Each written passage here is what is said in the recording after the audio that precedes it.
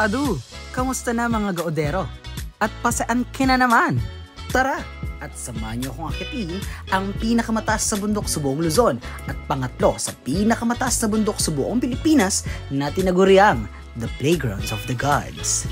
Ito ang Mount Pulag. Pero bago tayo gumala, tapusin muna natin ang ating trabaho. At bago nga tayo umakyat ang Pulag, ay tinapos muna natin ang ating hosting ngayong araw na ito. So yun guys, tapos ng hosting natin. So tayo naman ay pauwi na kasi mamayang alas 7 o alas 8 naman ay tayo ay magsisibala na para sa ating gaod na naman o gaod adventure. So let's go. Pahinga muna tayo ng mga 15 minutes. Power nap din, gayak-gayak. So yun guys, so katatapos lang na ating hosting. Naggayak lang tayo ng gamit and isa lang yung ating dalabag. Nandun na doon yung ating mga kasama. So let's go. At dahil joiners ulit tayo, kinakailangan mas maagap tayo sa ating tagpuan. Ganap na 8:30 ng gabi mula dito sa Quezon Province ay nagsimula na kami mag-travel hanggang marating namin ang City of Pines o ang Baguio, ganap na 5:30 AM ng umaga na nasa loob ng 9 hours. Ngunit hindi dito ang ating destinasyon kundi sa Kabayan Benguet. Hindi pa man tayo nakakarating sa Mount Pulag nagpapakita na ang Sea of Clouds dito sa bahagi at pagitan ng Baguio at ng Benguet. So yun guys, nandito na tayo sa I think nasa Benguet na tayo and malapit na tayo dun sa ating sa DNR kung saan kailangan muna natin pa-register at sa iba ba natin step na gagawin bago tayo ng Pulag. So dito pa rin tayo, I think nasa Baguio or Benguet tayo. Matapos magagahan, nagpatuloy na tayo sa ating medical. Ito ay isa sa pinakamahalagang step para masigurado na ang ating kalusugan ay nasa tamang kondisyon bago tayo umakyat ng Pulag. Natin naman tayo ng orientation sa DNR. Sinabahan natin mga beshi.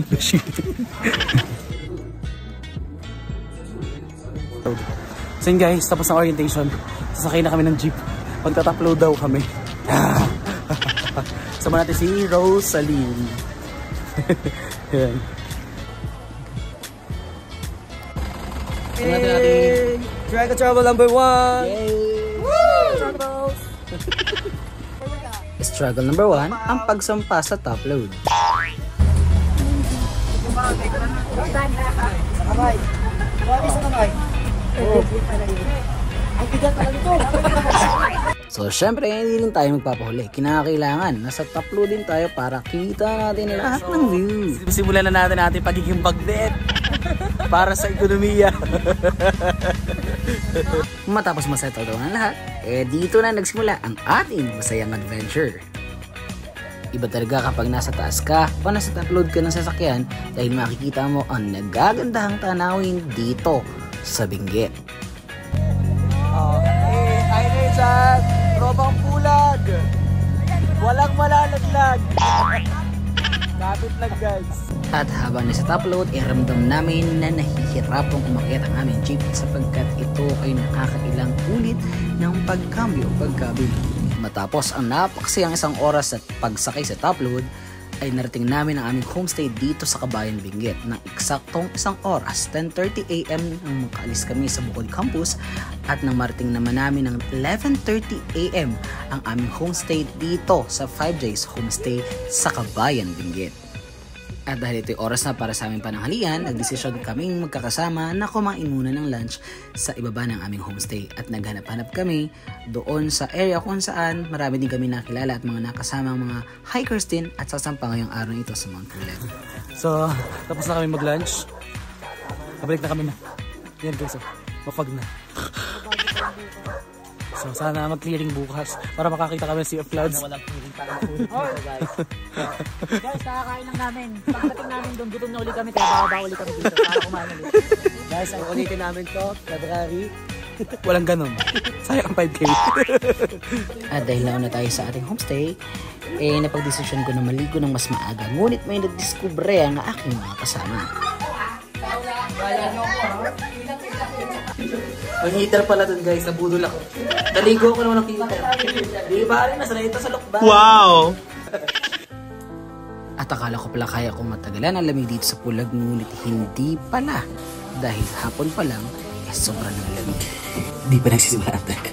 Mamaya magdal na. Pero sobrang lamig na. Ano paglabas natin? Okay guys, bye.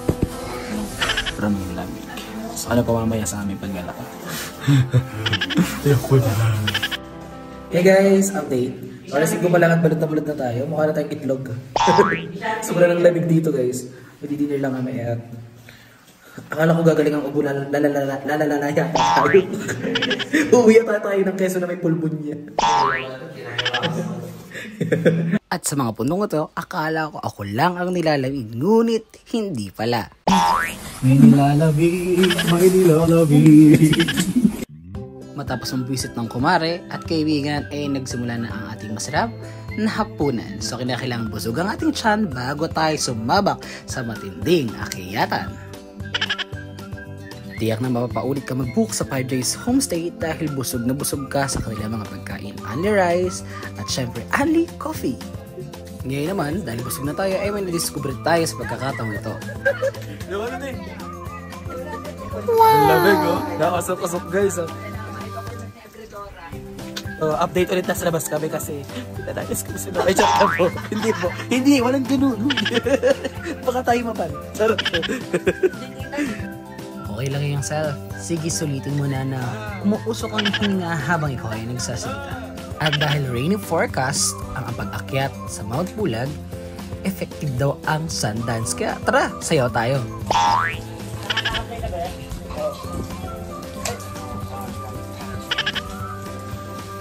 Sobrang lamig kayo sa kapalan na suot ko. Bukan eh. Ganito na tayo. Dalawang t-shirt.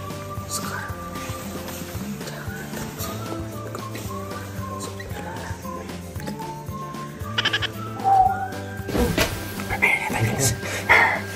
So, 1 kiss na tayo guys. Sa mga oras na ito, pagkatapos namin matulog for about 3 hours, ay nagsimula na kami mag-prepare dahil magsisimula na ang ating pag-akyat sa Mount Pulag. So guys, nandito tayo sa labas and effective at sa lating kagabi. Hindi ngayon umuulan. So sana hanggang mamaya hindi umulan. Tapos mamayang sunrise sana may clearing. Ayan. Ito sa labas ng ating homestay. So yun guys. See you later. Dito sa Mount Pulag? No man. Alamin po namin na mga gastos ng ating mga eco hikers. Magkano ba natin for them? Tapos pantalon. Magkano ang iyong jacket? 680 na ulit na ukay. Ukay naman. Tapos yung fleece ko na ukay. Kano nga ba eh? 380. Oh, nice. Pababa ng presyo pala to. Tapos yung pantalon ko, 1,250. Wow. Deserve mo magsangit. Deserve of clearing for today's video. Yung let's just know for the pinaka-ano rin. Hindi ko natanda pero 3,000 plus something. Magkano ba ang total breakdown nung... Paano mo kayo mag-total? Plus allowance. Tingnan nyo na lang po sa screen kung yan yung lalabas. Plus allowance ko pa dito. Tumatagin yung dito. Alam, baka nasa 12,000 na. Like, ito ang number 1 ngayon sa interview natin. 12K yung pinakamataas nila. Iba ka talaga, Idol Kurt. Tama lang po na dapat mag-invest tayo sa ating mga gear, lalo na kapag tayo ay pupunta sa malalayong lugar at mag-hike tayo. Kailangan matibay ang ating mga kasuotan, pero dapat tandaan din natin na tayo smart buyer. Pwede namang mag-ukay at pwede namang hindi mahal ang ating bibilhin. Basta make sure na ito ay safe kapag ating nang sinuot at ginamit. At ito na nga mga gaodero, pagkatapos nating magkape sa ganap na 1:30 ng madaling araw at matapos ang orientation, ay nagsimula na ang ating paglalakbay para akitin ang pinakamataas na bundok sa buong Luzon at ang pangatlo sa pinakamataas na bundok sa buong Pilipinas, ang Mount Pulag. Hindi pa man kami nakakaligo at hindi pa nakakaisang oras na kami naglalakad, nakakaramdam na ako ng pagod at panghihingal. Kaya importante kapag ganitong activities ay talaga namang pinaghahandaan at meron kang prior activities na ginagawa para patatagin ang iyong stamina. At dahil hindi biro ang pag-akyat sa Mount Pulag. Bagamat hindi na bago sa akin ang pag-akyat ng bundok dahil nakit ko na rin ang Mount Matulaw at ang Mount Pinatubo, ay tila ba para ako naninibago dahil sa katagalan ng agwat ng aking mga pag-akyat. Matapos ang isang oras sa paglalakad at pag-akyat ng bundok ay narating na namin ang kampuan at sa mga oras nito ay dito na ako inabot ng aking asma o hika. Sa mga sandaling ito ay hindi ko na malayan na naiwan na pala ako ng aking mga kagrupo sa pag-akyat. Dahil saglit kong binalikan ng aking beshiwap na noon pala yung nasa kahulihan pa. Kaya naman napagdesisyonan kong magpatuloy na lang sa aking pagtakyat. At buti na lamang, kasunod ko lamang ang pangatlong grupo ng Treco Hikers na amin ding mga kasamahan. Matapos ang 1 oras at kalahating paglalakad, ay narating na namin ng ganap na alas 4 ng umaga ang Camp 2. Napakalamig sa mga bahagi ito ng pulag at dito ko na naramdaman na kinakailangan ko na magsuot ng makapal na jacket ulit at suotin ang aking guwantes. Ngunit nasa loob ito ng aking bag kaya naman hirap na hirap akong dukutin ito. Kaya ininda ko na lamang hanggang sa aking makakaya ang lamig bago sumapit ng summit.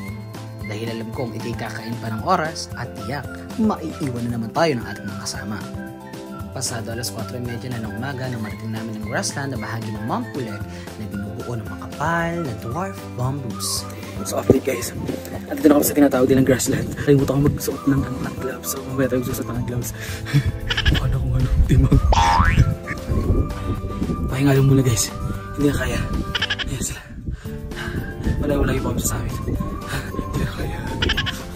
At habang papalapit tayo sa summit, papanais din ang papanipis ng oxygen kaya naman mayat maya din tayo at aking ng hika. Lagit pa mo.